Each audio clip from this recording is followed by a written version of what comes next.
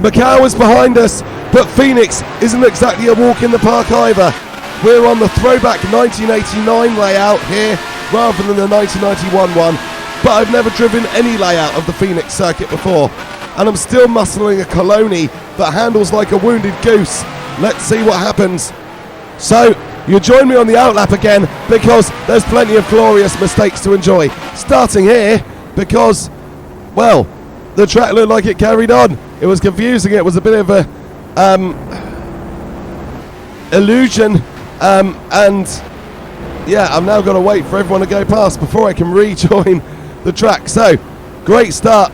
Obviously my first ever lap of Phoenix, and I've come unstuck already, but at least I managed to keep it out of the barriers, and now we'll go round. We've got one out lap to learn the track before we go and qualify, so yeah, it's all fun.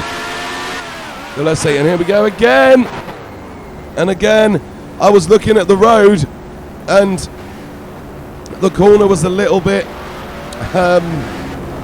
obstructed from my view, shall we say, and I think now I'm starting to get into my head, be very, very cautious when you can see a black barrier up ahead, and that is a sign to slow down. It means that I'm going to have to drive slower, because I was hoping to hit the ground running. I mean, Phoenix is a pretty quick track, and most of the time it looks like I'll be able to go quickly, but I've just got to be cautious. There we go, could have made the same mistake again, but not this time. Thankfully there was no public road markings on that corner, which made it a little bit easier to pick out that I probably shouldn't be going that way. And we come over, this part of the circuit is extremely bumpy, and I've got it slidey coming up to there. Doesn't help that I'm in a Coloni, of course, so the slidiness is magnified even more, but we're coming through now, and it won't be long until I'm going to start my qualifying lap for real, but I still just need to get as much information out of this warm-up lap as possible. I need to know where all of those black barriers are that signal I shouldn't be going in a straight line down there, and there are, as you can see, quite a large number of those, and here is hoping that I won't forget myself and run down any of them in a qualifying lap or in the race, because every lap after this is going to be serious. Why am I getting a blue flag in quali? That's ridiculous. And whoa, that final corner caught me out. That final corner was not as easy to take as I thought it was going to be, but now we are into the qualifying lap, and now we'll see what this Coloni has got, what I have got, if I have learnt my lessons from the out lap. That was, like I say, one lap to learn the circuit, and sliding into a corner that I was feeling confident in, and that's allowed the what I believe is the Lamborghini, although I know that in Macau I got the Lamborghini and the Fond Metal confused, and it was only Johnny Herbert's helmet that told me in the end that it was a Fond Metal I was looking at, but at least I have got through those corners where I went off this time without an issue, and also now I've got a car in front of me. That plays into my favour, because I have a guide to help me around the track, and in the race, if I can make up a few positions and then stay close enough to the car in front, which in the Coloni is going to be difficult, I may be able to get a guide around the track to help me, which will mean that I'll be less likely to go off into one of those corners as I learn the track. And we're going around now. Remember, in this custom career, I am driving as Michael Schumacher, so it's reenacting Michael Schumacher's career. And the reason a lot of the tracks are in their 1989 layouts is because I actually started the process of doing the transfers, doing the calendar changes at the end of 1989, trying to get Michael in for 1990, but there wasn't a drive that came available.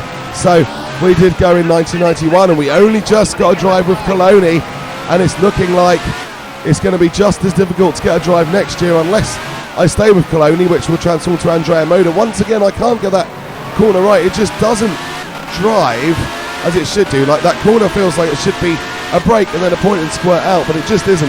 That's the qualifying lap done. Let's see where I've ended up. Obviously, still haven't got off the bottom of the grid this year. I'm not classing Macau at all because I think that was a glitch. But yeah, so I am under 3 seconds off of Perez Salah in front of me, so that's not terrible. And for some reason, Luis Perez Salah is starting to really struggle to get that Minardi qualified well. And look, that two in front of me have stalled on the grid, so I am able to get away already and make my way forward. And now there's a yellow flag. The yellow flag has gone in and I can keep charging forward. I'm pretty sure there'll be loads of time to make up into that turn one if I stick it to the inside. And whoa, there's someone going out in front of me and someone spun round. I'm not sure what's happened. It's a yellow flag. I am just creeping slowly, and I had to be careful not to hit that Tyrrell there, which is, or it might be a Brabham actually. Instead of Lacey, that's a Brabham in this mod with this development. So ran into the Tyrrell nearly and had to give way, and that meant that the spun Medina was able to recover and able to get back ahead of me. So I'm sitting there behind Medina and once again just ahead of my now arch nemesis Olivier Grouillard, who is in a much faster Minardi car. How I would love to get into that car next season. I might actually be able to do something with it if I could, but we'll have to wait and see what's going to happen. I could go anywhere next season. I could even end up not getting a drive, and then I'd have to roll the dice to see if I get another chance in 93. Well, here we go. Here is the start of the race, and it's the Williams monopolised the front row. Senna getting away, and Patrese there is able to protect. Williams are very quick in qualifying, but Mansell was trying to have a look at Riccardo Patrese, but Patrese is able to defend into turn one, takes the tighter inside line, and Mansell's got no way to make that move up. And here's Medina having spun off. That's the aftermath of him getting tangled up with one of those Lotuses, and I wasn't able to get past John and Lacey's Brabham, so I have to settle, and Medina therefore makes his way back past me. So here we go then, around towards, I think this is the end of the first lap now, and it's another Nemesis corner, and once again I've had a bit of a slide, not quite so bad maybe, but still any momentum I build up across the lap is being lost into that corner, and I then can't get any straight line speed down the straight. But Olivier Grouillard is coming for me, look, Olivier Grouillard is really coming for me, and he's inside and I'll pull across, and well, that was a late move, let's be honest, but I am racing and I'm a rookie, so unaware of course. Grouillard spins across and I take his front wing off as I move to defend, so I'm just determined. I mean, this Coloni, it's basically you get where you can and then you're dropping back for the rest of the race, so I'm determined to not give up any positions, really determined, and if that means that I've got a sweep in front of a car that's trying to come through, then so be it. I mean, I don't know the track, so I'm having to be cautious. Capelli goes straight through, and that was just over caution on my part, but nothing I could really do to stop the Leighton House, and once the car has passed me, they are past me. Look at the lead that Senna has built up, while Patrese holds Mansell back. Nigel really has to do something, but there's not much he can do. You've got Prost and Berger in 4th and 5th, and then Boutsen, I believe, in 6th place, but Mansell is coming for the look, and Riccardo Patrese down into turn one. Is he going to get it done here? Because Patrese is clearly holding him up. I don't think anyone's under illusions as to the fact that Senna is crushingly dominating this race, but Mansell gets through in the 2nd place, and that's the best that can happen to Nigel at the moment. Here is the replay of Olivier Grouillard trying to come past me, and I just sweep across, and actually I don't think I took his front wing off. I think I pushed him into the wall, and that took his front wing off. But this is very much an old school harsh way of driving in F1, and look at that, I'm getting even more narrow in that turn. I would love to get it right for the end of the race. Here is Grouillard making the move on me, that replay, and yes, and my rear wheel hits his front wheel. Grouillard was alongside, and he was in the modern age, he would have been more entitled to racing room, but this is the old age, and it's kind of every man for himself, and that's what I did, and pulled across and blocked him. Here is Capelli coming through, and I was braking too early, and this is all because I don't know the track and I'm not that confident. I'm hoping that Montreal that comes next will be better, because although there are a few different bits in the late 80s early 90s layout, there should be quite a bit of familiarity, so there'll only be like one or two. I think there's a kink down what is now the long back straight that I've got to try to master, but everything else should be okay. And PK gets past me now as well, and that is again just because I'm having to be overly cautious to try to make sure I don't go off, because still 17th, it's not a bad position. If I had not been over cautious, I probably would be 15th by now, but that is the way things go. But still 17th in the Coloni is as good as can be expected. And there you go, you see Senna has won the race Mansell only 0.9 behind him in the end, so Nigel really caught up, and Mansell was the quickest car on race pace in this race then, but the gap to Senna just too much to make up. But Patrese looked 8.2 behind, so Mansell, he got past him at the end of the first lap, and I'm not sure what the gap was, but I'm imagining it was about 2 to 3 seconds, so that is the sort of gap that Nigel Mansell managed to close down to Ayrton Senna in the final 2 laps. So yeah, Mansell really was quick, but didn't have the track position, didn't have the advantage. Williams played a blinder there tactically, getting Patrese to hold Mansell back for as long as possible, and it guarantees them the win.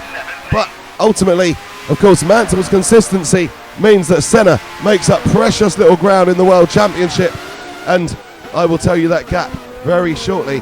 But there we go, I've crossed the line in 17th, and now we'll see Senna celebrating his victory. So the gap in the World Championship down to 8 points. Mansell on 48, Senna on 40, Patrese is third on 22, Prost is fourth on 21, then it's Berger on 12, Hill on 10 and Boutsen on 6. The constructors is Williams back in the lead of it on 62, Ferrari on 60. That is switching between them regularly.